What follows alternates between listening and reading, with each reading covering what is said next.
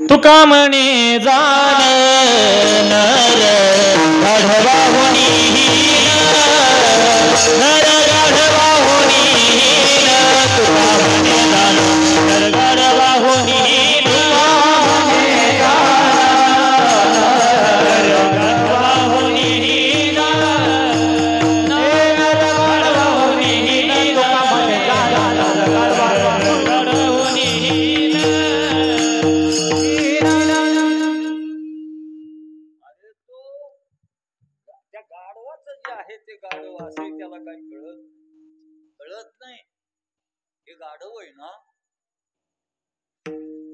भर चाऱ्याच्या पावसाळ्याच्या चाऱ्याच्या दिवसामध्ये असं रूढ होत आणि उन्हाळ्यामध्ये ताज होत.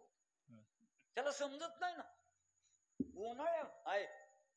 पावसाळ्यामध्ये चारा झाला आणि हे गाढव त्यात चराय जर लागलं चरत चरत चरत पुढं जातं आणि मागे वळून पाहतो तर तेवढा चारा दिसत त्याला वाटतं आपण खाल्लंच नाही, अजून उपवाशीच. आणि म्हणून एवढं खाऊन देखील ते ताज होत नाही, रूढ करा. कोणाची गोष्ट मी सांगतोय? गाढवाची गोष्ट सांगतोय. म्हणजे त्याला कळत नाही आणि भर उन्हाळ्यामध्ये ती ताज होत. कारण असं ते उन्हाळ्यात काही खायलाच नाही, असं चालतं चालतं असं वळून पाहतं तो वळ माग हिरवं काहीच नाही. त्याला वाटतं एवढं मी खाल्लं, एवढं खाल्लं असं त्याला वाटतं. ते गाढव उन्हाळ्यात ताज होत.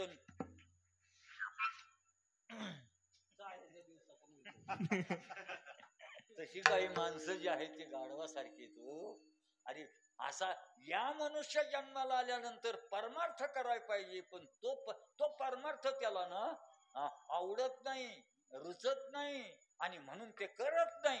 आणि जे नको ते त्या मनुष्य जन्मामध्ये करतो. गाढवासारखा नाही काय. आमचे साधू संत म्हणतात तो गाढवा होऊन गाढवापेक्षा खालच्या दर्जाचा. अरे त्या गाढवाला गाढव, माणसाला गाढव म्हणण्यात गाढवाचा अपमान, माणसाला कुत्र म्हणण्यात कुत्र्याचा अपमान आहे. माणसं गाढवापेक्षा आणि कुत्र्यापेक्षा खाली गेली. आणि असे जे गेलेत ना गाढवापेक्षा कुत्र्यापेक्षा, पण त्यांना गाढव म्हटलं तर राग येतो. राग येतो. गाढव म्हणायची सोय नाही, कारण गाढव म्हटलं की राग. आणि वागणं गाढवासारखं, गाढवासारखं वागणं, पण गाढव म्हणायची सोय नाही. एक सशक्त मुलगा काठीच्या आधारावर चालला. आपल्या अशक्त मुलगा काठीच्या आधारावर चालला.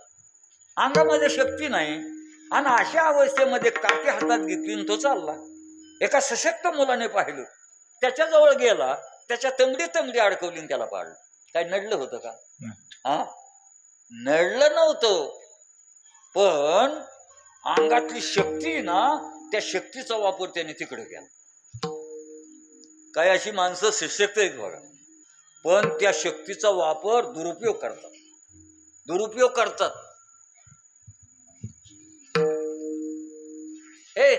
ही शक्ती ना सज्जनाजवळ असली तर सज्जन त्या शक्तीचा वापर वेगळीकडे करतो, आणि दुर्जनाजवळ शक्ती असली ना तो दुर्जन त्या शक्तीचा वापर दुसरीकडे करतो. विद्या आहे. विद्या जर एखाद्या दुर्जनाजवळ असली तर दुर्जन त्या विद्येचा वापर दुसरीकडे करतो. धन जर त्याच्याजवळ असेल त्या धनाचा वापर तो दुसरीकडे करतो. शक्ती अंगात असली दुसऱ्याला पीडा करण्याकरता त्या शक्तीचा वापर करतो. कोण? दुर्जन. पण सज्जन आहे ना याच्या विरुद्ध करतो. अरे दुर्जन जो आहे त्याच्याजवळ जर विद्या असली तर विद्या विवादाय, धन जर असेल धनम मदाय, शक्ती परेशान परपीडनाय. पण याच्या विरुद्ध सज्जन करतो. खलस्य साधोर विपरीत मेतक. या ज्ञानाजवळ जर विद्या असेल ना तर काय करतो? ज्ञाना करता त्या विद्येचा वापर. जवळ जर धन असेल तर दानाय, शक्ती जर असेल तर रक्षणाय. खलस्य साधोर विपरीत मेतक. ज्ञानाय दान यच रक्षणाय, असा सज्जन करतो. पण दुर्जन मात्र या 3 जर गोष्टी केल्या असल्यानं त्याचा वापर दुसरीकडे करतो. हा जो होता ना अशक्त मुलगा काठीच्या आधारावर चाललेला, त्याच्या जवळ गेला, त्याच्या तंगडी अडकून त्याला पाडलं. वास्तविक आता अंगात शक्ती असली की माणसाने काय करावं? दुसऱ्याचं रक्षण करावं, दुसऱ्याला सहारा द्यावा. पण काय शक्तीचा वापर वेगळीकडेच करतात की नाही. अंगात शक्ती असली की लगेच माझ्या नादाला लागू नको, डेटाळ पाडी, पाय काढीन, हाडाचा तुरा करीन. अरे जगू दे, तू जग आणि त्यालाही जगव. पण अंगात शक्ती असली की माणसं अशी हमहमच करतात. खळा सदा शूद्र दृष्टी करी गष्टी सजना, करी गष्टी सजना, खळा सदा शूद्र दृष्टी करी गष्टी सजना, खळा सदा शूद्र दृष्टी करी गष्टी सजना, करी गष्टी सजना.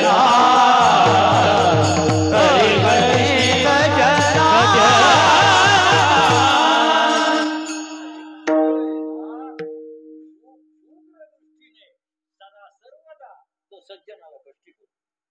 हा जो होता ना अंगात शक्ती होती, तो फळाच्या यादीतला. निर्बल मुलगा काठीच्या आधारावर उभा राहिला, त्याच्याजवळ गेला, त्याच्या तंगडी आगवली आणि त्याला पाडलं. आता ज्याच्या अंगात शक्तीच नाही त्याने पाडल्यानंतर ज्याच्या अंगात शक्ती कमी असते ना त्याच्या तोंडात फार बळ असतो, तोंडात बळ असतो. पडल्याबरोबर त्याच्या मुखातून शब्द आला, काही गाढवैस म्हटला. गाढवैस म्हटलं की याला आला ना राग. गाढवासारखंच केलं होतं यांनी. गाढवाच्या मागे जाऊन बरोबर काय करतो, लातून पुढी ना काढी, तसं याने केलं आणि याला गाढव तो म्हटला तर याला राग आला. राग आला, उठला आणि त्याला मारायला. मारायला जवळ गेल्याबरोबर एका सज्जनाने पाहिलं आणि सज्जन जवळ गेला म्हणलं, का रे बाबा, अरे त्याला का मारतो तू? असं म्हटल्यानंतर तो म्हणला, भाऊसाहेब हा मला गाढव म्हणतोय. खरा गाढवच होता. गाढव म्हणतोय, सांगा बरं, मला ज्या अर्थी गाढव म्हणतोय तसा मी गाढवासारखा दिसतो? मी कसा दिसतो ते सांगा. हा काय म्हणला, मी कसा दिसतोय ते सांगा. आता या भाऊसाहेबांनी लांबून पाहतच होता, हे गाढवासारखाच आहे, गाढवासारखंच याने केलं, गाढवासारखाच दिसतोय. पण याला जर तू गाढवासारखा दिसतो म्हटलं तर राग येईल ना, तू गाढवायचं म्हटलं तर राग येईल. मग याला गाढवच सांगायचं, तू गाढवच आहे. पण असं नाही सांगायचं, जरा पर्यायाने सांगायचं. आणि मग तो सांगू लागला.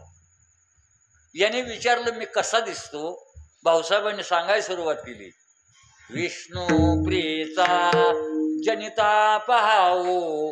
विष्णू विष्णू विष्णू म्हणजे आपल्या गावातला नाही बरं का, विष्णू म्हणजे विष्णू परमात्मा. विष्णू प्रियचा, आणि विष्णूची प्रिया कोण?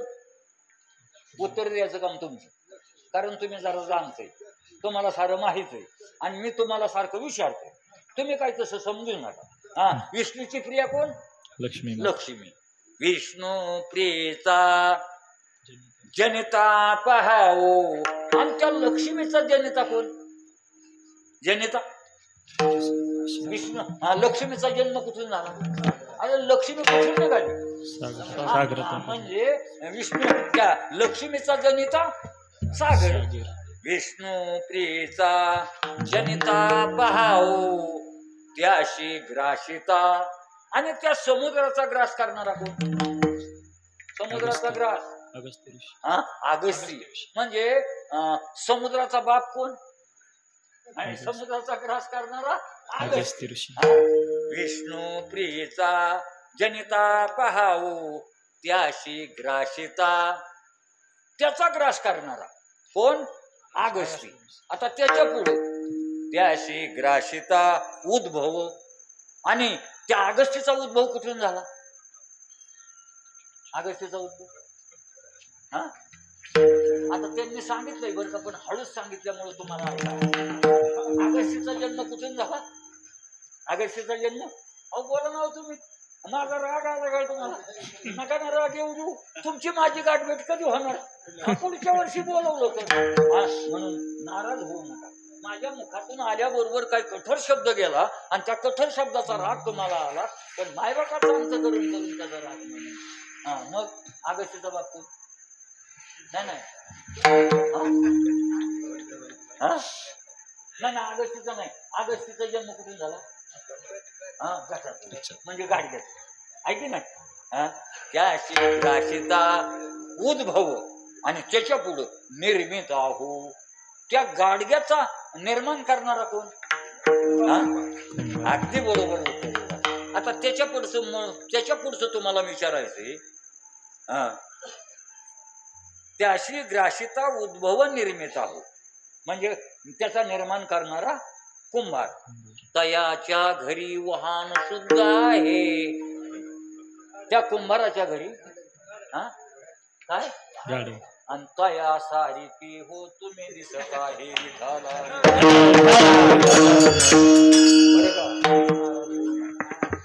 नाराज होऊ नका, मी तुम्हाला म्हणणार नाही.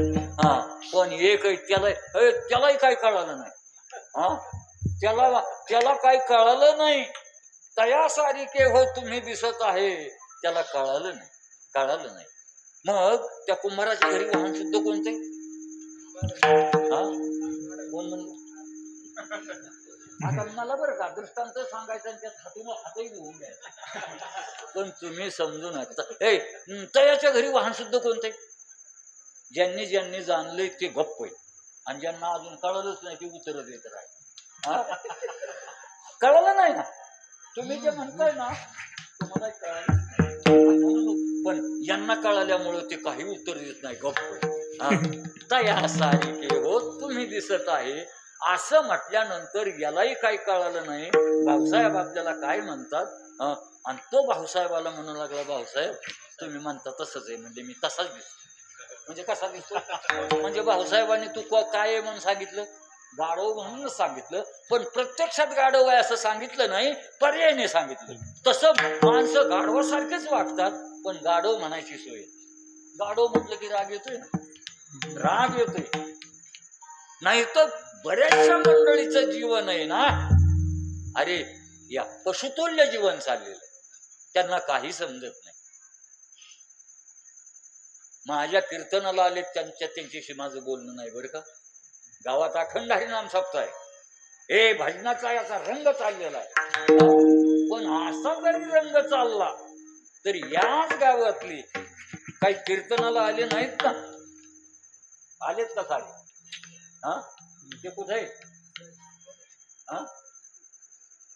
कुठे कारगिलच्या घरी आहे, आले नाही, झोपलेले. आता सांगा, गावात राहून गावची जबाबदारी ज्यांना समजत नाही, अरे आपण गावचे नागरिक आहोत, आपण गावात कीर्तन आहे, अखंड हरिनाम सप्ताह आहे, आपण गेलं पाहिजे असं ज्यांना वाटत नाही, जे येतच नाही, काय म्हणावं त्यांना? अरे गावात राहूनही गावकरी नाही. जसं भारतात राहून भारतीय सापडणं अवघड आहे ना, तशी काही माणसं गावात राहून गावकरी नाहीत. जबाबदारीच नाही ना. अखंड हरिनाम सप्ताह आपल्या गावात चाललाय याची जाणीव देखील बऱ्याचशा लोकांना. एका गावात कीर्तनाला गेलो, एसटीने उतरल्याबरोबर त्याच गावचा माणूस पुढे आला आणि म्हणू लागला, महाराज कोणीकडे? म्हणलं तुमच्याच गावात. तो म्हणतो कशाला? म्हणलं दाड्या करायला. अरे अखंड हरिनाम सप्ताहामध्ये आमच्यासारखे जर आलं तर तो कशाला आला म्हणतो? गावात राहून गावकरी का?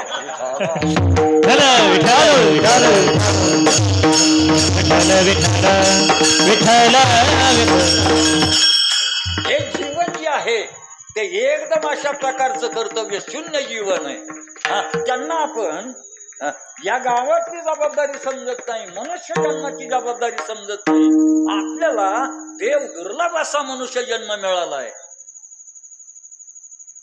पण आपण माणूस आहोत याची जाणीव त्यांना नाही. नाही जाणीव. का जाणीव नाही? अरे मनुष्य जन्माला आल्यानंतर जे मुख्य कर्तव्य ते करायला पाहिजे ते करत नाहीत ना, आणि बाकीचं सटर फटर करतात. काय उपयोग आहे? एका शेठजीकडे 2000 लोकांची पंगत होती. कमी झाली काय? आता ते शेठजीच होते, श्रीमंतच होते. हा मग श्रीमंत माणसाकडे 2 आणि 3000 लोकांची पंगत आहे म्हटलं तर काय वावगय का? वावग नाही. 2000ची पंगत, सारी तयारी केली. 11ला जेवायला मंडळी येणार, पण सारी तयारी झाली, स्वयंपाक तयार आहे, पण शेठजी पत्रवाळ्या आणायचे विसरले. नोकराला बोलवलं आणि सांगितलं, रे 11ला मंडळी जेवायला बसणार आहे, 15 मिनिटं राहिलेले, सारी तयारी पण पत्रवाळ्या नाही. मग तू सिन्नरला जा आणि 11 वाजेपर्यंत पत्रवाळ्या घेऊन ये. त्या नोकराला सांगितलं. नोकर पत्रवाळ्या आणण्याकरता गेला, पण तो नोकर जरा सुपीक जोक्याचा होता. तो म्हणू लागला, आता शेठजीकडे हे पाहुणे जेवण्याकरता येणार, ते काही एका नुसते जेवून जाणार आहेत काय? काही ना शिकारीचे लागणार आहे. हा मग पाहुण्याची सोय म्हणून त्याने काय केलं, पहिल्यांदा सिगारेटची ती बंडलच घ्यायला. बरं, काही पाहुणे जे आहेत नुसते सिगारेट वाढणारे नाहीत ना, काही आपले बिडी वाढणारे नाहीत ना, काही सिगारेट वाढणारे. मग त्याच्याकरता सिगारेटचे पाकिट. बरं, सारे पाहुणे तंबाखू खाणारे काय असतील ना, मग त्यांच्याकरता तंबाखू पाहिजे ना. काहींना पान खाण्याची सवय, मग पान घेतले पाहिजे ना.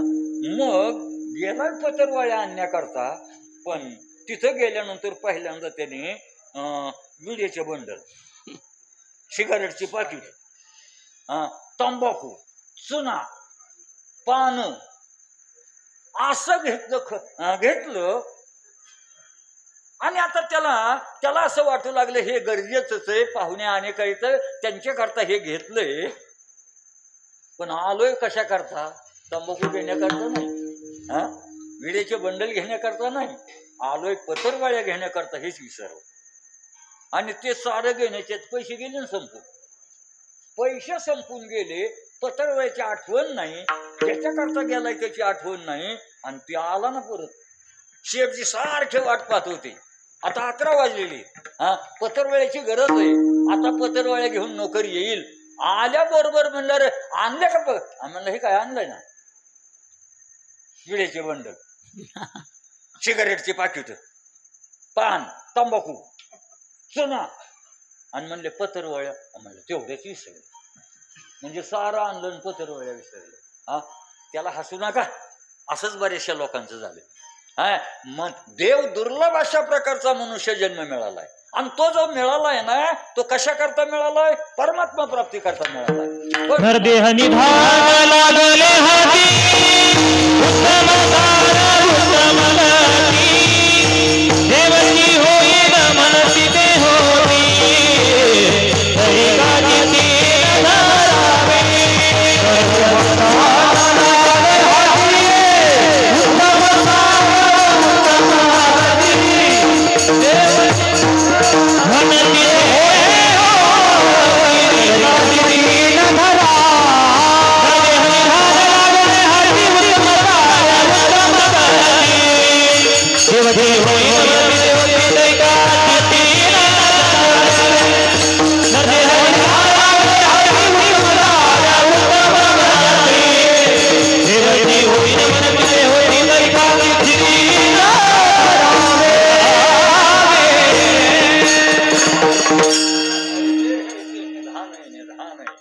आणि असं नरदेह निदान यांच्या हाती लागलेलं आहे. उत्तम आहे. असा नरदेह मिळालाय, पण यांना त्या नरदेहाची किंमत नाही. आपण कशा करता या नरदेहाला आलोय? अरे हे नरदेह म्हणजे जंक्शन स्टेशन आहे. जंक्शन स्टेशन, जसं नाशिक जंक्शन स्टेशन. तुम्हाला वाटलं ना दिल्लीला जायचंय, नाशिकवरून जाता येईल. एखादं म्हटलं नाही मला मुंबईला जायचंय, मुंबईला जाता येईल ना. मुंबईला जाता येईल, दिल्लीला जाता येईल. अरे इकडून जर दौंड इकडे सोलापूरला जाता येईल, तुम्हाला जिकडं जायचंय तिकडं जाता येईल. असं हे जंक्शन स्टेशन म्हणजे नाशिक आहे ना, तसं हा नरदेह म्हणजे जंक्शन स्टेशन. इथून कुठेही जाता येईल. तुम्हाला कुठं जायचंय? ते म्हणले आम्हाला कुठं जायचं नाही, आम्हाला कीर्तन ऐकायचं. ते म्हणत नाही तुम्हाला या नरदेहाला आल्यानंतर इथून कुठं जायचं. नरकाला जायचंय का? नरका जाणे तरी पाठी असेल. या मनुष्य जन्मातून अरे असं पाप करून माणसाला नरकात देखील जाता येईल. जायचंय का? नरकाला जाता येईल. तो म्हणला आम्हाला नरकाला नाही, स्वर्गाला जायचंय. स्वर्गाला जाता येईल की नाही? स्वर्गाला जाता येईल. शतमक संपत्ती स्वर्गाची 100 यज्ञ केले. ब्राह्मणाचा जन्म पाहिजे का? 100 यज्ञ केले तंतोतंत तर स्वर्गाची नाही म्हणला. मला ना नरकाला जायचं नाही, स्वर्गाला जायचं नाही, मला ना कुठं जायचंय मला वैकुंठाला जायचं. जाता येईल का? वैकुंठाला कसं जायचं? वैकुंठाला जायचं सोपं आहे. वैकुंठा जावा वैकुंठा जावा लागे जीवानाश करणे बहू करणे बहू लागे जीवानाश करणे बहू. वैकुंठा जावा तपाचे जाया वैकुंठा जावा तपाचे जाया लागे जीवानाश करणे बहू लागे जीवानाश करणे बहू.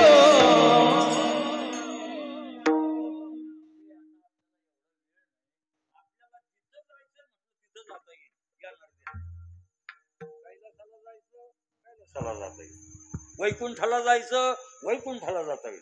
सत्यलोकाला जायचंय, ब्रह्मदेव व्हायचंय, होता येईल. अरे ब्राह्मणाचे जन्म घेऊन तंतोतंत 100 जन्म ब्रह्मकर्म करायचं, तो ब्रह्मदेव होतो. म्हणजे ब्रह्मदेव व्हायचं म्हटलं, सत्यलोकाला जायचं म्हटलं, जाता येईल. तुम्हाला कुठे जायचं? मला हालूच म्हणतात आम्हाला सिन्नरला जायचं. अरे जाता येईल ना, जाता येईल. सिन्नरला जाता येईल. तुम्हाला या नरदेहातून कुठं जायचंय तिथं जाता येईल. म्हणजे जंक्शन जंक्शन. एवढंच नाही, एखादा मला ना नरकाला जायचं नाही, वैकुंठाला जायचं नाही, स्वर्गाला जायचं नाही, मला ना देवच व्हायचं. अरे देवच व्हायचं म्हटलं तरी होत आहे. प्रमाण दिलं ना तुम्ही, देवच होता येईल. म्हणजे असा हा नरदेह आहे, जंक्शन स्टेशन आहे. जिथं जायचंय तिथं जाता येईल. पण आपण त्या पद्धतीने आपली वाटचाल केली पाहिजे. पण माणसाला अरे असं नरदेह देव दुर्लभ अशा प्रकारचा मिळाला, पण त्याचं भान नाही भान हो. एक माणूस नदीच्या कडेला त्याचं शेत होतं, आणि शेत असता होत त्याने त्या ठिकाणी माळा बांधलेला होता. त्याला आपण माचवा म्हणतो, पाखरं राखण्याकरता. आणि तो माच्यावर उभा राहायचा आणि पाखरं राखायचं. एक वेळेला तो शेतामध्ये राखण करण्याकरता आला. नदी जवळ होती, पण अशा अवस्थेमध्ये नदीच्या किनारी जात असताना तो नदीचा कडा कोसळला, आणि त्यात त्याला काय सापडले? किंमतवान असे लाल सापडले, हिरे सापडले. आता त्याला त्याची कल्पना नाही. मोठे मोलाचे असे रत्न आपल्याला सापडले याची कल्पना नाही.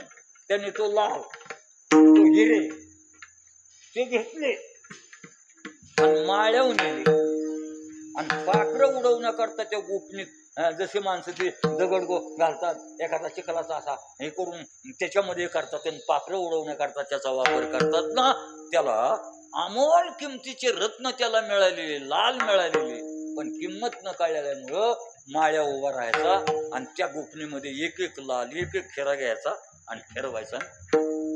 त्या पाखराला उडवण्याकरता मारायचे ते सारे लालन हिरे ना जवळ इतकी खोल असं पात्र असणारं डोह होता आणि त्या डोहात जाऊन पडायचं. असं त्याचं चाललेलं होतं. पण एक अशा प्रकारचा लाल आहे ना, पाखरं हाकत असताना नदीत न पडता बांधाव पडला. त्याचं कुटुंब याची भाकरी घेऊन आल्यानंतर बांधावून जात असताना तिच्या नजरेला हा लाल पडला. तिलाही कल्पना नाही हा लाल आहे म्हणून. तिने लाल अशा प्रकारचा आकर्षक दगड आहे असं म्हणून मुलाला बरं खेळाय होईल म्हणून तो दगड घेतला, घरी गेली आणि मुलाच्या हातात दिला. मुलाच्या हातात दिला. एक दिवस असं झालं की तिला मीठच कमी पडलं. आता मीठ आणण्याकरता पैसे नाहीत. मग तिला असं वाटलं हा दगड दिसतोय ना, जर आकर्षक दिसतोय, याच्यावर काही थोडं बहुत पैसे आले तर आपण याचं मीठ आणू म्हणून तो लाल घेतला आणि दुकानावर गेली. दुकानावर गेल्यानंतर त्या दुकानदाराला सांगितलं, शेठजी याच्यावर मला काय देता येईल का तुम्हाला? मला मीठ पाहिजे. असं म्हटल्याबरोबर त्या ठिकाणी एक जाणकार अशा प्रकारचा जड जवाहीरदार आणि तिथं उभा होता. त्याने पाहिलं या स्त्रीला हा लाल आहे म्हणून माहित नाही. तिने त्या दुकानदाराच्या हातात देण्याच्या अगोदर त्याने आपल्या हातात घेतला. तिला मीठ जेवढं लागतंय तेवढं दिलं आणि सांगितलं, बाई साहेब आता तुम्ही जा. असं त्या स्त्रीला सांगितलं ना. हा जो जड जवाहीरीचा होता ना, ज्याला पारख होती ना, तो असा लबाड नव्हता. तो अर्ध्या पाऊण तासाने त्या स्त्रीच्या घराचा शोध करत त्या स्त्रीजवळ गेला आणि बाईला सांगितलं, बाई अहो हा तुमच्या हातामध्ये हे तुम्ही मीठ आणण्याकरता त्या दुकानदाराला देत होता, हे दगड नाही, अमोल किमतीचा लाल आहे. आणि आज तुम्ही मिठाच्या मोबदल्यामध्ये हा लाल देत होता, तुम्हाला त्याची किंमत कळाली नाही. बोला तुम्हाला या लालाची किंमत काय पाहिजे? आता मला काही कळत नाही म्हणले. या लालाची तुम्हीच जाणकार आहात ना, या लालाच्या मोबदल्या मला काय करायचे ते तुम्ही करा. याने काय केलं, मालक तिकडे रानातच राहायचा. महिनाभर त्याचं इकडे येणं होणार नव्हतं. मग तेवढ्या कालावधीमध्ये याने त्या लालाच्या लाल्याचा मोबदला हिला देण्याचा आहे ना, चांगल्या प्रकारचा बंगला खरेदी केला. आणि त्या लालाच्या मोबदल्यामध्ये तो बंगला आहे. त्या बाईला सांगितलं, हे या लालाच्या मोबदल्यामध्ये हा बंगला तुम्हाला, या बंगल्यामध्ये राहिला. सारी व्यवस्था केली आणि महिना संपला. सारं पीक हे झाल्यानंतर तो मालक घरी आला. आपल्या घराच्या जागेवर आपली छपरी होती आणि अशा जागेवर हे काय आहे, आपण परकेच्या तर घरी नाही आलो. तेवढ्यामध्ये त्याची पत्नी समोर आली आणि म्हणू लागली, मालक अहो तुम्ही असं का, तुम्हाला कळलं ना का, तुम्ही असं का उभं राहिला? अहो हे आपलं घर आहे. आपलं हे नव्हतं, आपली छपरी होती. नाही म्हणले आपलं. म्हणले हे कसं काय आपलं? मग तिने सारा इतिहास सांगितला. जे तुम्ही गोपनीमध्ये दगड समजून पाखरांना मारण्याकरता उपयोगाला आणत होता ना, त्यातलाच एक माझ्या हाती लागला. मी तो आणला एका जडजवाहीच्या दुकानदाराने, त्याचा मोबदला म्हणून हा बंगला बांधून, एका दगडात बांधला. आणि मग ना ते ऐकलं ते ना असं उभं होतं तसंच पडलं. आता मग मालकीने विचार केला, यांना चांगलं सांगितलं, एका दगडाच्या त्या तुम्ही ज्याला दगड समज होता त्याच्यावर हा बंगला बांधलाय, हे तर मूर्तीच पडलं. मरतय का काय? तिने लगे उपाय सुरू केले. चांगल्या जाणकारांना जवळ बोलवलं, कसं तरी त्याला शुद्धीव आणलं आणि सांगितलं, मालक तुम्ही असं का करता? नाही म्हणले, एका दगडात एवढा बंगला बांधणं झालं. असे दगड मी पाखरांना कितीतरी मारले पण नदीत पडले. आता ते सापडणं शक्य नाही आणि म्हणून मला त्याचं वाईट, मला दुःख झालं. मला कशा करता सांगायचं? अरे एवढ्या करता सांगायचंय. तसा हा नरदेह रूपी लाल आहे ना आपल्याला मिळालाय.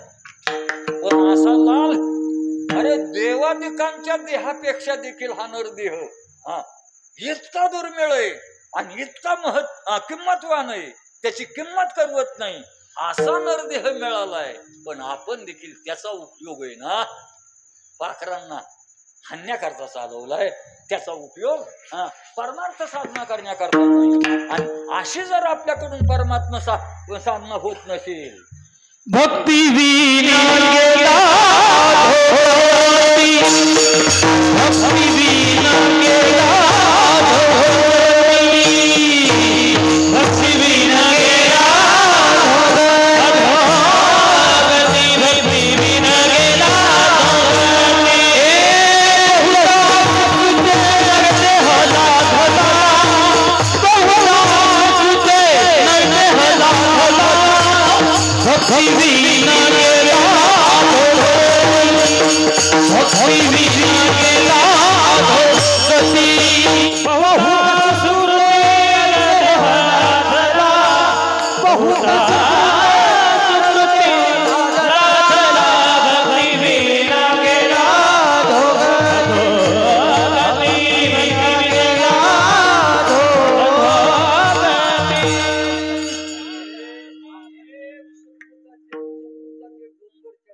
झाले आणि त्या सुकृताच्या मोबदल्यामध्ये आपल्याला नरदेह मिळाला. पण आपण त्याचा कचरा केला. जीवनामध्ये नको नाही करायचं ते केलं, पण जे करायला पाहिजे भक्ती ती मात्र आपल्याकडून घडली नाही. काय उपयोग आहे? नरदेहात आल्यानंतर माणसाने भक्ती नामसाधना हे करून देवाची प्राप्ती करून घेतली पाहिजे. आणि ही जर आपण करून घेतली नाही तर आपली फेरी फुकट आहे, फुकट आहे, काही उपयोग नाही. म्हणून असा नरदेह देव दुर्लभ असणारा आणि तो विफल चाललेला जगत तुकोबारांना पाहुलं नाही. आणि तुकोबारांना असं वाटू लागलं की मनुष्याच्या जन्माला आले पण मनुष्य जन्माचं कर्तव्य हे बजावीत नाहीत. हे फुकट यांचा नरदेह चाललेला आहे. म्हणून यांनी आपल्या जीवनामध्ये नरदेहाचं सार्थक करावं. आणि नरदेहाचं सार्थक बाकी काही केल्याने नाही. कशाने सार्थक आहे? तुका म्हणे जन्मा आल्याचे सार्थक, विठ्ठलाची एक देखील. त्या परमात्म्याचं दर्शन जोपर्यंत होत नाही तोपर्यंत या नरदेहाचं सार्थक नाही. जन्माली आला पद्मनाभ दर्शने, पद्मनाभ दर्शने, पद्मनाभ जन्माली आला पद्मनाभ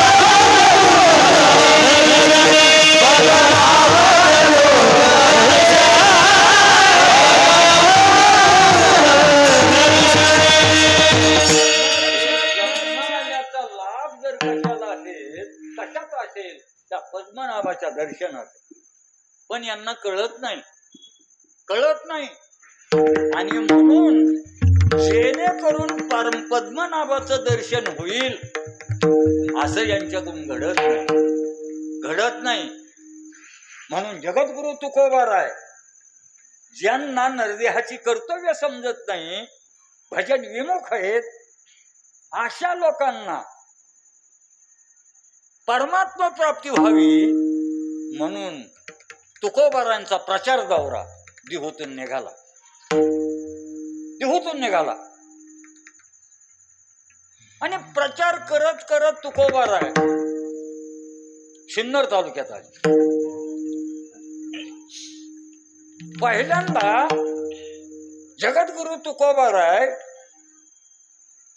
सिन्नर तालुक्यामधल्या मनेगावला येऊन कीर्तनामध्ये असा प्रचार करणार. तुकोबारांचं कीर्तन पाटोळेकरांना कळालं, आसपासच्या खेड्यांना कळालं. आटकवडे, दुबेरवाडी,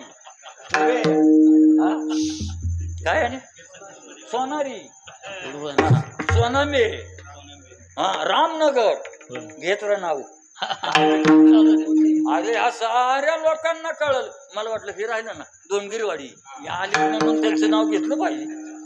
धोंडगेरवाडी, हे गोंदे, या साऱ्या लोकांना कळलं की आज तुकोबारांचं कीर्तन मनेगाव मध्ये. सारी मंडळी मनेगावला आणि मनेगावला तुकोबारा कीर्तनात उभे राहिले आणि म्हणू लागले, बाबा हो, तुम्हाला देव दुर्लभ असा मनुष्य जन्म मिळालाय. तुम्ही काय करा, देवाची प्राप्ती करून घ्या. देवाची प्राप्ती करून जर घेतली तरच तुमच्या जन्माचं सार्थक आहे, नाही तर तुमचा जन्म विफल आहे.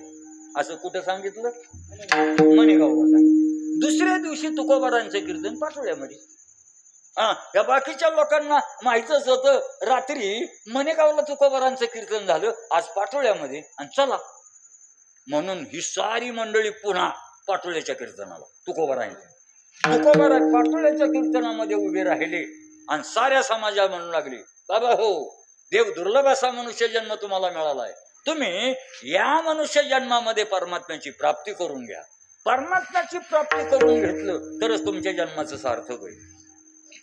ते मनेगावचे, दोनगिरवाडीचे, दुबेरचे, दुबरवाडीचे ते म्हणू लागले, मनेगावच्या कीर्तनच हे आणि पाटोळ्याच्या कीर्तनच हे. या बोला दुसरं येतंय का नाही काय? अरे तुकोबारांचा ज्या ज्या ठिकाणी जाईल त्या ठिकाणी सांगण्याचा सपाटा सुरू झाला. बाबा हो, तुम्हाला मनुष्य जन्म मिळालाय, त्या मनुष्य जन्माचं सार्थक परमात्मा दर्शनात आहे. म्हणून तुम्ही या मनुष्य जन्माला आल्यानंतर परमात्म्याचं दर्शन करता काय करा. दर्शन केलं की तुम्हाला तुमचा जन्म सार्थक आहे. म्हणून तुम्हाला परमात्म्याची प्राप्ती झाली पाहिजे असं सांगितलं. आता तुकोबारांचा उपदेश म्हणजे मेघवृष्टीने साऱ्या करता, पण साऱ्या करता तुकोबारांचा उपदेश होता, पण साऱ्यावर त्या बोलण्याचा परिणाम होत होता का? आता आम्ही कीर्तन करतो, कीर्तनाचा असर साऱ्यावर पडतो का? मी आता कीर्तनावर केव्हापासून येतोय पाठवळे, या माझ्या कीर्तनाचा असर आहे साऱ्या पाठोळेकरावर आहे का? नाही, ठराविक लोक. लग्नाला तुम्ही जाता का नाही? लग्नाला जाता, आहेरण्याचा का? तसं काय नाही, पण आता आहेराला बंदी म्हणा. लग्नाला जाता, लग्नाला गेल्यानंतर तुम्ही त्या ठिकाणी लग्नाला गेल्यानंतर ते दृश्य जे असतं ते वधूवर आहेत. ते वधूवर लग्नाची आता सारी त्या दोघांचं लग्न लागणार, अक्षता टाकून लागलं जाणार, भटजी गोळा असं सारं सांगतात. आता लग्नाची तयारी झालेली, आता वधूला आणा, वराला आणा, मामाला आणा, आमक्याला आणा, समक्याला आणा, आणि सारी जमवाजमव झाल्यानंतर मग सांगतो वधूला आणा, वराला आणा. आणलं, ते उभे राहिले. अक्षता साऱ्यांना पोचल्या का असं म्हणतो. अक्षता साऱ्यांना पोच झाले आणि लगेच मंगलाष्टक सुरू करतो. काय म्हणतो? अरे त्या मंगलाष्टका म्हणत असताना त्याचा पहिला शब्द असतो सावधान, आणि असं म्हणतो म्हटल्याबरोबर जेवढे लग्नाला आले असतील ते अक्षता टाकतात की नाही? बरं, जिथं बसले असतील तिथून टाकतात. काय जवळ जे असतात त्यांनी टाकलेल्या अक्षता वधूवराच्या अंगावर पडतात, पण मागे जे बसले त्यांच्या अक्षता काही वधूवराच्या अंगावर पडतात. ते लग्न लावण्याकरता आले त्यांच्या अंगावर पडतात. अरे पडतात का नाही? एवढंच नाही, त्या लग्नाला एखादा ब्रह्मचारी आलेला तो माग बसलेला असतो, मग मागच्याने टाकलेल्या अक्षता कोणाच्या अंगावर पडतात? ज्याचं लग्न झालं त्या ब्रह्मचारी. मग आता ब्रह्मचार्याच्या अंगावर अक्षता पडल्या, त्याचं लग्न लागतं का? अरे अक्षता पडल्यानंतर लग्न लागायला पाहिजे ना. पण ज्यांच्या अंगावर अक्षता पडतात त्यांची लग्न लागत नाही. विशिष्ट उमेदवार आहेत, वधूवर आहे, त्यांचीच लग्न लागतात, साऱ्यांची नाही. मी कशा करता सांगतो, तसा तुकोबारांचा उपदेश जरी साऱ्या करता मेघवृष्टीने असला तरी साऱ्यांचा असर, त्या उपदेशाचा असर आहे ते साऱ्यावर नाही. एखाद्याच्या अंत करणार, एखाद्याच्या. तुकोबारांनी असं सांगितल्यानंतर त्यातला एक साधक तुकोबारांच्या जवळ आला आणि तुकोबारांच्या जवळ आला तो त्याला असं तुकोबारांचं कीर्तन ऐकलं आणि तुकोबाराय सारखे सांगत होते ना, तुम्ही या जन्माला आल्यानंतर परमात्म्याची प्राप्ती करून घ्या, तरच तुमच्या जीवनाचं सार्थक आहे. हे जे सांगत होते ना, ती परमात्मा प्राप्ती आपल्याला झाली पाहिजे या इच्छेने तो तुकोबारांच्याकडे आला. तुकोबारांनी त्याच्याकडे पाहिलं, त्याचा चेहरा पाहिल्याबरोबर तुकोबारांनी जाणलं चेहरा सुकलेला होता. किती सुकलेला होता, तसा सुकलेल्या चेहऱ्याचा माझ्या समोर दिसतच नाही म्हणून आता सांगत असा सुकलेला होता. तुकोबाराय त्याच्याकडे पाहून म्हणले, का रे बाबा, तुझा चेहरा फार दुर्मुखलेला दिसतोय. टमाट्याचे बाजार पडले म्हणून सुकला का? असा सुकलेला चेहरा का? कांद्याला बाजार येईना म्हणून सुकला? काय झालं? असा दुर्मुखलेला चिंताक्रांत का? तो साधक आहे ना, त्याला असं वाटू लागलं आपण आलोय तुकोबारांच्याकडे, काही उपाय आपल्याला विचारायचा आहे. आणि तुकोबाराय जे बोलतात ना, असा दुर्मुखलेला चिंताक्रांत का, तुला कशाची चिंता आहे? त्या वेळेला तो साधक तुकोबारांना म्हणला, तुकोबाराय, मला कोणत्याही विषय प्राप्तीची इच्छा नाही, बाकी मला कोणत्याही तऱ्हेची चिंता नाही, मला एकच चिंता आहे. तुम्ही माझ्यावर ती चिंता घालवण्याकरता तुम्ही काय करा, पंढरीनाथ भेटवा, त्या पंढरीनाथाची माझी गाठभेट घालून द्या तुम्ही, त्याची प्राप्ती मला झाली पाहिजे. असं त्याने म्हटल्यानंतर तुकोबारायांनी त्या साधकाला, अधिकारी साधकाला या भंगामध्ये उपदेश केला, बाबा मी ओळखलं, तुला देव प्राप्तीची तीव्र अशा प्रकारची तळमळ निर्माण झाली, मग तुला देव प्राप्त व्हावं असं वाटतंय ना. तुकोबाराय त्याला म्हणतात, तुझं अंतकर मी ओळखलंय, कसं आहे, तुझं देव प्राप्त व्हावं असं वाटतंय ना, अभंगाच्या द्वितीच्या. तुझं भावा आहे देव, तुझं भावा आहे देव, तुझं भावा आहे देव, तुझं भावा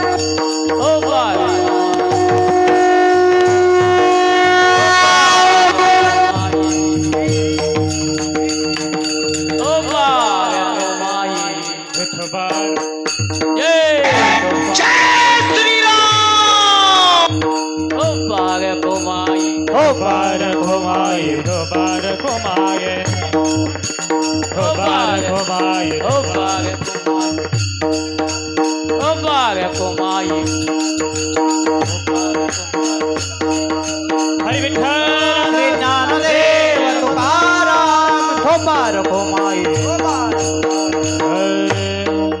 रखोमाये रखोमा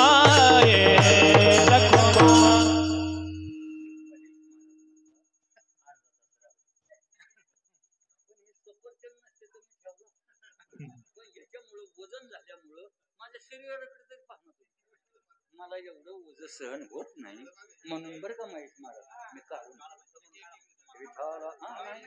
अजून नाही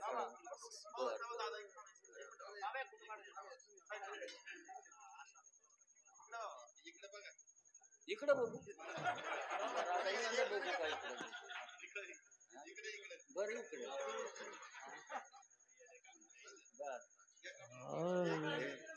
हा आणि पुढे पाहू बर काढू आता विठ्ठल विठ्ठल विठ्ठल विठ्ठल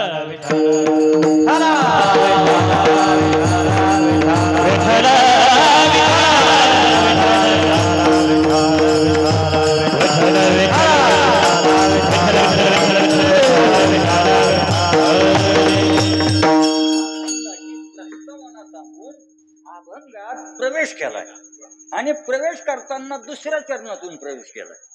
जगद्गुरु तुकोबाराय म्हणतात त्या साधकाला बा साधका तुला देवाची प्राप्ती व्हावी अशी अंतकरणामध्ये तळमळ आहे ना तर देव प्राप्तीचा तुला मी सुलभ सोप्यातला सोपा उपाय सांगतो.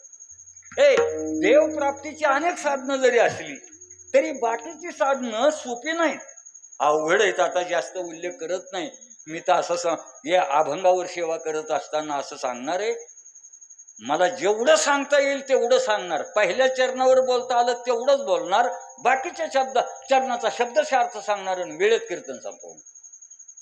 वेळेच्या पुढे जाणार नाही कारण अलीकडे 2 तास जरा जड जातात नाही. नारायणराव तुमच्याकडे माझी नजर आहे. तुम्ही सारखे पायवर खालीवर करताय. आता त्यांचा तुमचा नाईलाज आहे.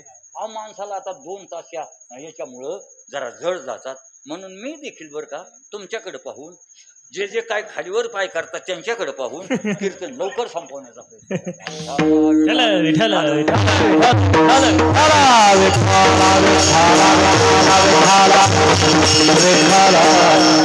साधकाला तुकोबारायांनी सांगितल्यानंतर तो साधक तुकोबारायांना म्हणतो तुकोबाराय तुम्ही म्हणता देव प्राप्तीचा सुलभ उपाय मी तुला सांगतो.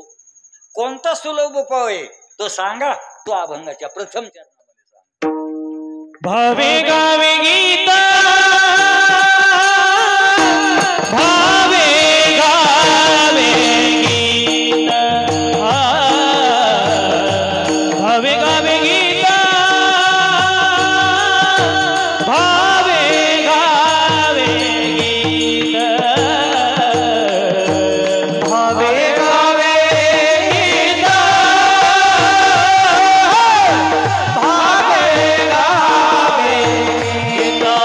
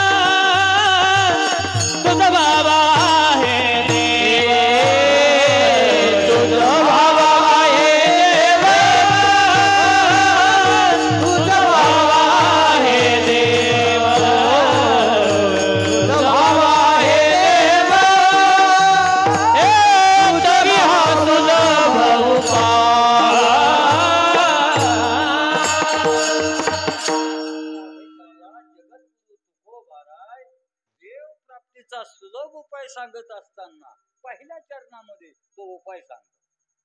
का? कोणता उपाय? तुकोबाराय म्हणतात, तुला देवाची प्राप्ती व्हावी असं वाटत असेल, एकदम सोपा उपाय तुला मी सांगतो. तू काय कर, भावे गावे गीत. पहिल्यांदा शब्द भावे वापरलाय. भावे या आडनावाचा भावे नाही.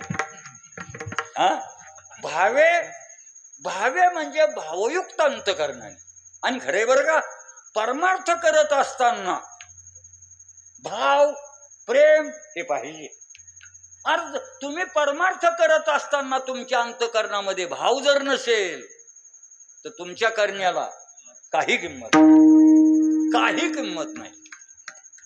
जे जे तुम्ही करताय त्याच्यामध्ये भाव पाहिजे. आणि भाव आपल्या अंतकरणामध्ये वाढावा याच्याच करता तुम्ही पांडुरंग बाबांनी सुरू केलेला सप्ताह अजून टिकून धरलाय ना. तुम्ही भाव जतन केला पाहिजे. भाव तुमच्या भावनेच्या चिंधड्या होत्या कामाच्या नाही. काय कायच्या भावनेचं वजं वाटोळं झालं, काही उपयोग नाही. अरे तुम्ही कीर्तनाला आला, एवढ्या अट्टसाने आला, दुरून आला, वस्तीहून आला, 5-10 किलोमीटर गावाहून आला, आणि या ठिकाणी येऊन तुम्ही कीर्तन ऐकलं. पण कीर्तन ऐकून तुमच्या अंतकरणामध्ये भावच निर्माण झाला नाही. कशा करता आला? काय कशा करता आला?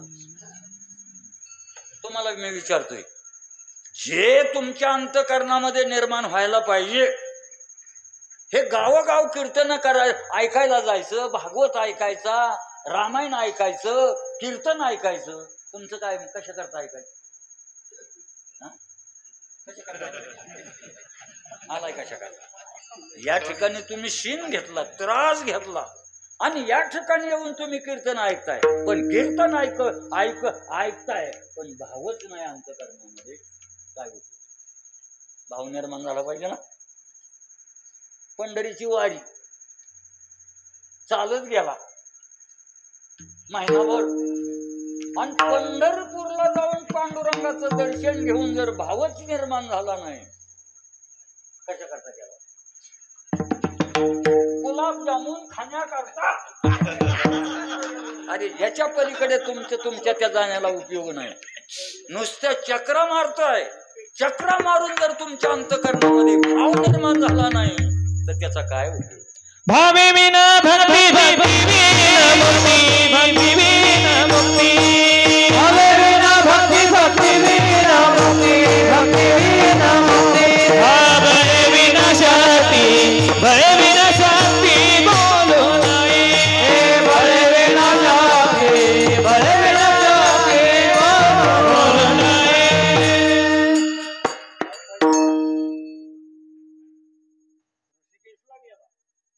हरिद्वारला गेला, हरिकी पहिली, तिथं जाऊन गंगेमध्ये स्नान केलं.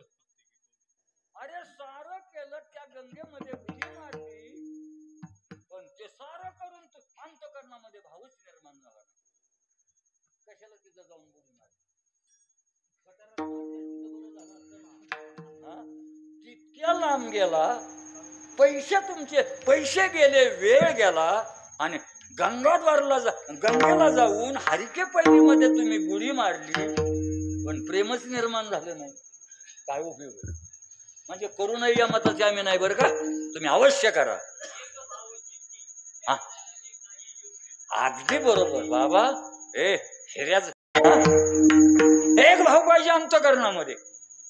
भावच नाही ना आपण करतोय एवढा मोठा गांधाचा टेळा. पर्यंत माळ,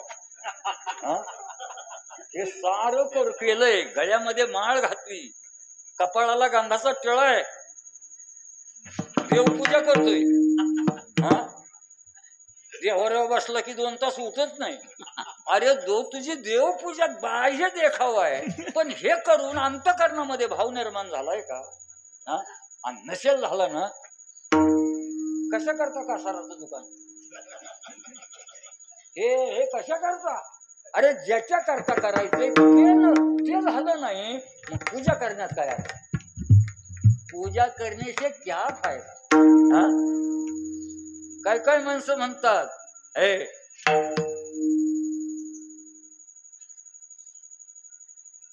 मी गुरु आणि सुनी.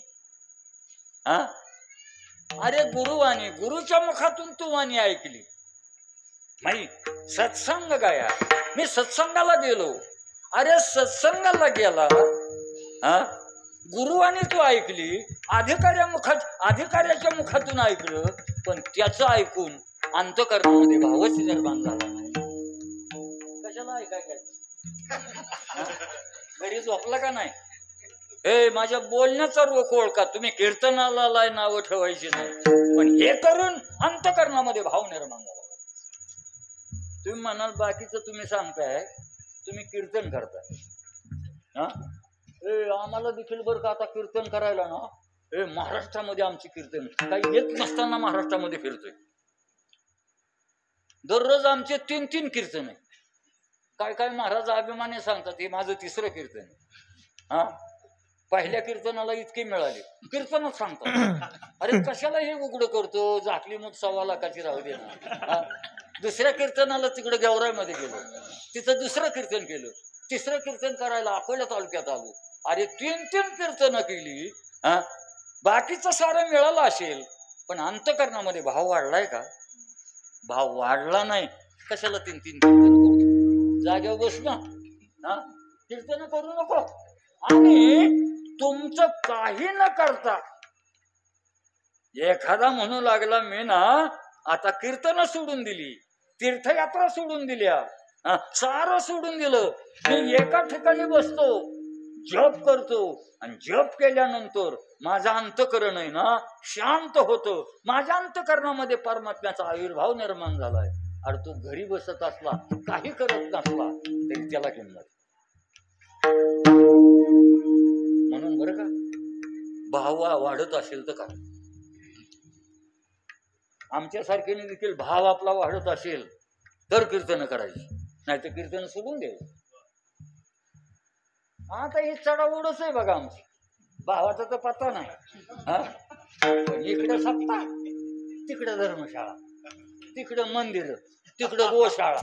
अरे सारं करतोय, गोशाळा बी आहे, मंदिरही बांधतोय, कीर्तन, धर्मशाळा, आणि जवळजवळ 4-4 5-5 कशाला हे करून भाव वाढलाय का? कशाला बांधतो? करणं बंद, काही उपयोगाचं नाही.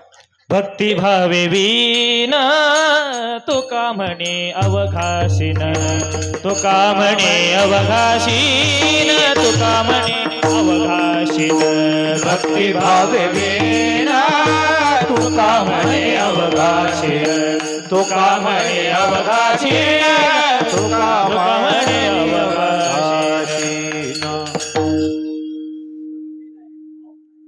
आणि आपण जे करतोय तो शीन आहे, शीन.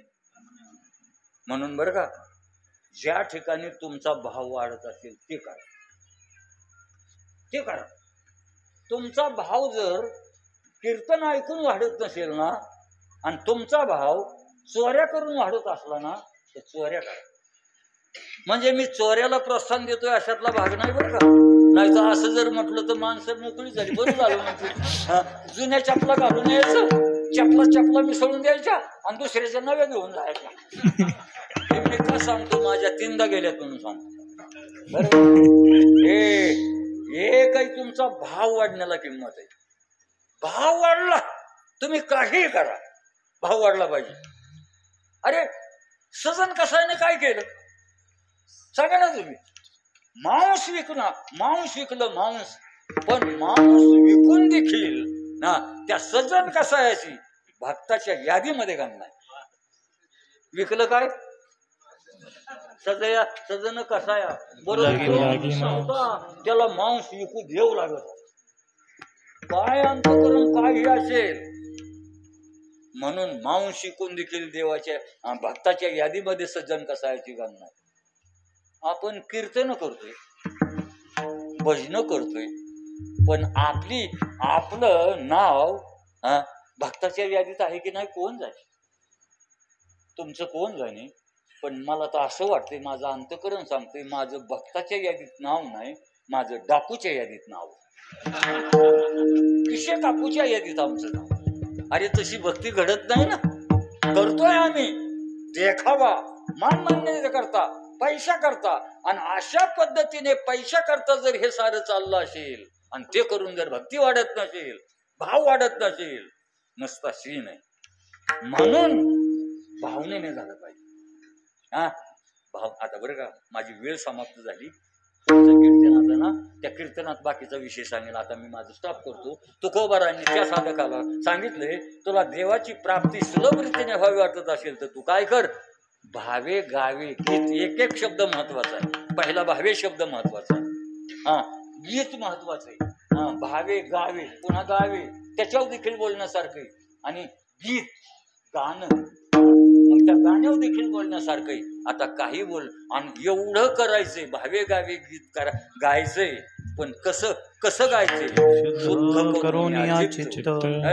तो जरी गात असला तर अंतकरण शुद्ध जर नसेल तर त्या गाण्यालाही काय किंमत नाही, किंमत.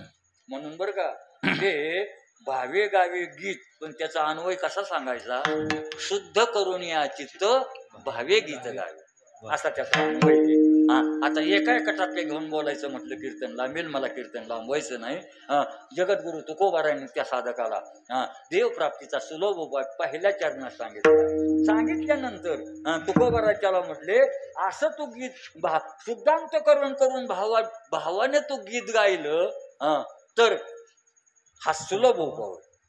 तरी तुझं भाव आहे देव, तरी हा सुलभ उपाय, हा उपाय सांगितला. पण असं हे गीत गायचं, पण गात असताना देखील काही प्रतिबंध आहेत त्याच्यात, आणि ते प्रतिबंध टाळायचे, आणि तरच ते करत असताना परमात्म्याची प्राप्ती. त्याच्यात देखील प्रतिबंध आहे. तो प्रतिबंध कोणता, तू असं करत असताना काय कर, अनेकाचं गुणदोष कानाने ऐकू नको आणि मनाने त्याचं चिंतन करू नको. तिसरं शेण, अनेका ठिकाणी मनात न आणता तू जर अशा पद्धतीने ते गीत गायलं तर तुझं भाव आहे देव, तरी हा सुलभ. आणि एवढं करत असताना एक आहे, देव प्राप्ती तुला व्हावी वाटत असेल तर संत भेटल्यानंतर त्यांच्या समोर छाती काढू नको, आपल्या अड्डेचा मिळवू नको. संत भेटले की नम्र हो, त्यांच्या चरणावर मस्तक ठेव. घाली संताशी आसने, पूजा करी काया वाचा मने, एका जनार्दनी जाणे इच्छिले ते पूर्वी. त्यांच्या समोर उद्धटपणा करू नको, मस्तक ठेंगणा तरी असं केलं तुझं भाव आहे देव, तरी हा सुलभ उपाय. आणि आणखी महत्वाची गोष्ट म्हणजे तुला देवाची प्राप्ती सुलभ रीतीने व्हावी असं वाटत असेल, ते बोललं ना, ते तुझं बोलणं ना असं असावं, त्या बोलण्याने दुसऱ्याचं समाधान बिघडता कामा नये. वेचिते वचन जेणे राहे समाधान. स्वतःचंही समाधान बिघडता कामा नये, दुसऱ्याचंही समाधान बिघडत. आता त्याचे प्रमाण आहेत, उदाहरण आहेत, आता ते सांगत नाही. वेचिते वचन जेणे राहे समाधान, असं समाधान राहील, असं तू बोलत जा. आणि असं जर तू हे केलं, तुझं हवा आहे देव, तरी हा सुलभ होतो. आणि शेवटी सांगतात अति महत्वाचा उद्देश, तू जीवनामध्ये तुला सुलभ रीतीने परमात्म्याची प्राप्ती व्हावी वाटत असेल तर तुझ्या जीवनात जसा तुला परोपकार करता येईल तसा, थोडा नाही तर फार असा तुका म्हणे फार, तुका म्हणे फार, तुका म्हणे फार, तुका म्हणे फार, तुका म्हणे फार, तुका म्हणे फार, तुका म्हणे फार, तुका म्हणे फार.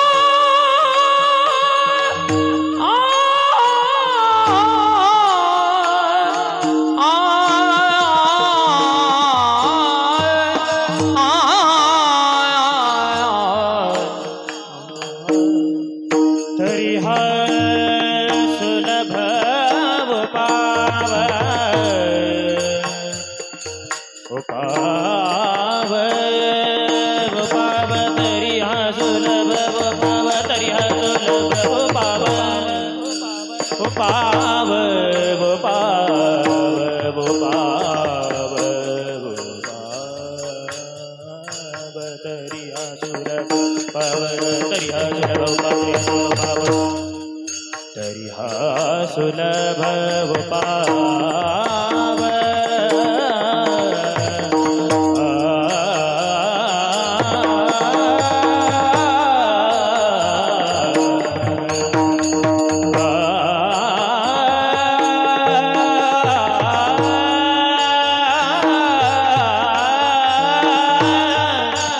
तरी हा सुलभ उपाव उपाव उपाव उपाव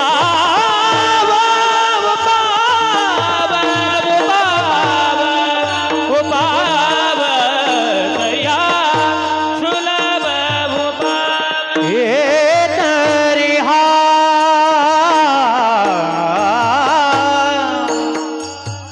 तरी हा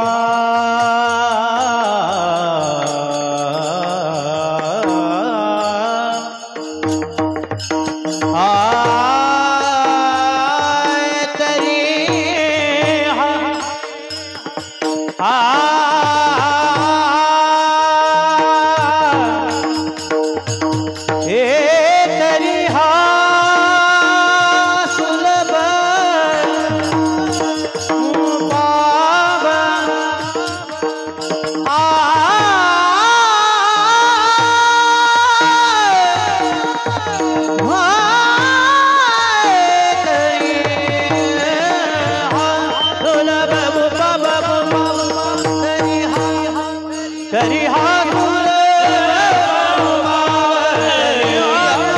सुलभ उपाव हा तुझा भावा हे देव तुझा भावा हे तुझा भावा हे देव देव तुझा भावा हे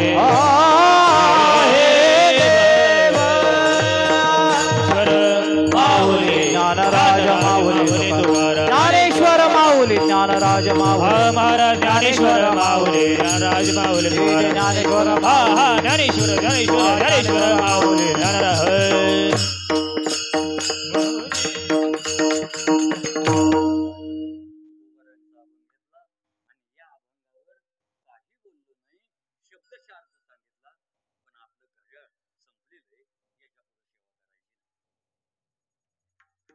आता अभंग राहिलेलं त्याचं काय कसं पुढच्या वर्षी राहिलेला अभंग पुढच्या वर्षी पण आता वेळ समाप्त झाली याच्या पुढे सेवा नाही. हे पाटोळे ग्रामस्थ मंडळींनी मला प्रेमाचं निमंत्रण दिलं.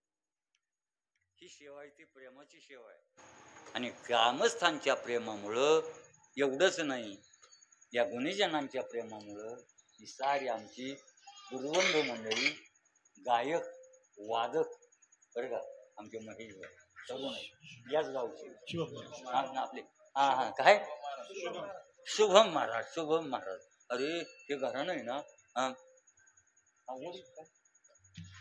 हे आपले हा काय महेश आता हे उभं राहिलं ना म्हणजे एवढा मोठा कीर्तनकार हे मागं उभं राहिलं आणि हे असले ते कीर्तन करतात असं वाटतं बघा लोकांना. याच गावचं भूषण आहे असे महेश महाराज आहे शुभम महाराज आहे या गावातलेच पांडुरंग बाबा अनेक काय असे हो ते आपल्या डोळ्यासमोर दिसत नाही. याच गावचे अति भावनिक आमच्या जीवाभावाचे असे ते कराड माऊली गेले गेले असे काही गेले त्यांनी आमच्यावर जरी गेले असले तरी त्यांनी आमच्यावर जीवापाड प्रेम केलं आणि आता सध्या आहेत ते देखील आमच्यावर जीवापाड प्रेम करतात आणि असं जीवापाड प्रेम करत असल्यामुळं माझ्या ठिकाणी कोणताही विशेष नसताना ही मंडळी इतक्या वर्षापासून या ठिकाणी मला बोलवत तुमच्या प्रेमामुळे मिळत आणि माझ्या मायबोलीमध्ये जशी मला सेवा करता येईल त्या पद्धतीने करतो. याही वर्षी आलो आणि मला जशी जमेल तशी सेवा केली. झालेली सेवा हनुमंतरायाच्या चरणी पांडुरंगाच्या चरणी तुम्हा सज्जन भाविकाच्या चरणी गुरुबंधांच्या चरणी समर्पित करतो आणि याच ठिकाणी थांबतो. विठ्ठल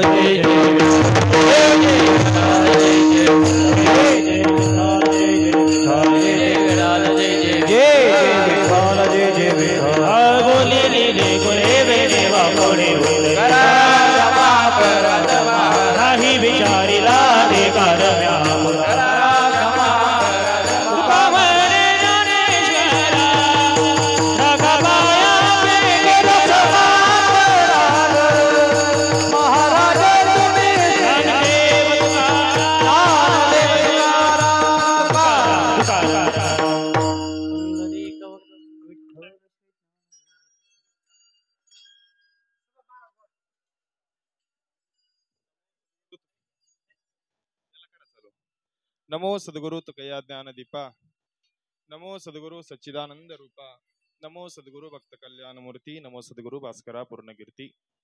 चालत असलेला वैकुंठवासी वारकरी रत्न हरिभक्त परायण पांडुरंग बाबा आव्हाड यांच्या प्रेरणेने तथा माधव बाबा घुले यांच्या मार्गदर्शनाखाली चालत असलेला हा अखंड हरिनाम सप्ताह आणि या तिसऱ्या दिवसाची कीर्तन सेवा अर्थात भगवंताची सेवा ज्यांनी गायली, वारकरी रत्न म्हणण्यापेक्षा वैराग्यसे परामूर्ती असणारे हरिभक्त परायण देवराम बाबा गायकवाड काळेवाडी दौंड यांची या ठिकाणी संपन्न झालेली आहेत. ग्रामस्थांच्या वतीने त्यांचा काहीसा सन्मान सत्कार करावा अशी मी विनंती करतो. तथा सकाळी ज्यांची अन्नदानाची सेवा झाली श्री बैरू पांडुरंग सांगळे, तथा आता संध्याकाळची ज्यांची सेवा झाली ज्ञानेश्वर निवृत्ती माऊली खताळे यांची या ठिकाणी सेवा संपन्न झाली आहेत. ग्रामस्थांच्या वतीने त्यांचे सत्कार करावे. उद्या सकाळी पहाटे 5 ते 7 काकडा आरती भजन, 9:30 ते 10:30 गाथा भजन, सायंकाळी 4:30 ते 5:30 हरिपाठ, सायंकाळी 5:30 ते 6:30 ज्ञानेश्वरी प्रवचन अर्थात अविनाश महाराज शिंदे यांच्या मुखातून होणार आहेत. आणि संध्याकाळी उद्या रात्री हरिभक्त परायण मठ आदिपती ज्यांचे पती कोण आहे तो माधव बाबा घुले अशी यांची कीर्तन सेवा होणार आहेत. म्हणून सर्वांनी या कीर्तनासाठी उपस्थित राहावा. सर्वांना एक विनंती करतो की आपण सगळ्यांनी 8:45 वाजता यावं.